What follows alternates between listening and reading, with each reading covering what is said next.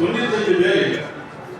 ஆனா இதே மாதிரி ஒவ்வொரு பூத்தையும் நீங்க பாத்தீங்கன்னா நமக்கு ஒவ்வொரு தொகுதியிலையும் ஒரு 10,000 20,000 ஓட்டு வாய்ப்பு குறைவதற்கு வாய்ப்பு. அது யார் ஓட்டு அப்படின்னா அது திமுக ஓட்டு. அந்த திமுக ஓட்டை கட் பண்ணாலே நம்ம வந்து உறுதியா நம்ம தேசிய ஜனநாயக கூட்டணி உறுதியா ஜெயிக்கிறோம். அது எதுவுமான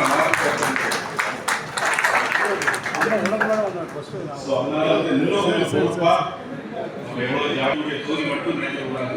வெற்றி பெற வேண்டும் அப்படிங்கிற உணர்வோடு நீங்க ஒவ்வொருவரும் அவங்க கூத்துற அதாவது மாவட்ட பேரன்பாடி மற்ற அணிகள் பிரிவுகள் நிறைய இருக்கிறோம்.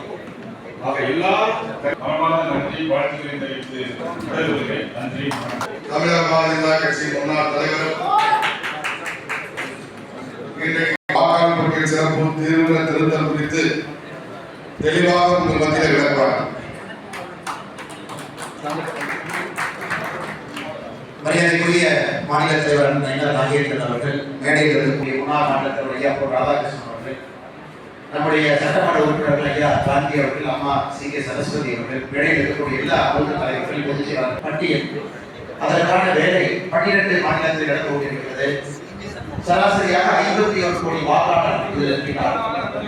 அந்த 12 மாநிலத்திற்கு பாரதிய ஜனதா கட்சி சார்பாக பொறுப்பாளர் இருக்கக்கூடிய அகில இந்திய பொதுச் செயலாளர் திரு தருண் அவர்கள் இங்கே வந்திருக்கிறார். நேற்று சென்னையில தமிழக பாரதிய ஜனதா கட்சியுடைய ஒரு பகுதியுடைய நிர்வாகிகள் பிஎல்ஏ சந்திச்சுட்டு புதுச்சேரி சென்றுவிட்டு இங்கே 12 மாநிலம் முழுவதுமே தொடர்ச்சியான சுற்றுப்பயணத்தில் இருக்கிறார். அகில இந்திய பொறுப்பாளர் எந்த அளவுக்கு 30 நாட்களும் இதற்காக சரியா சுற்றுப்பயணம் செய்யறாங்களா, வேலையை செய்யறாங்களா, கீழே வரை அனுமதியோடு உங்களை எல்லாம் ரிவ்யூ பண்ண போறோம். அடுத்த ஒரு 25 ஒரு 15 இருந்து 20 தொகுதிகள் பிஎல்ஏ கொண்டு வருவீங்க. முதல்ல நீங்க வரும்போது உங்களுடைய பெயர்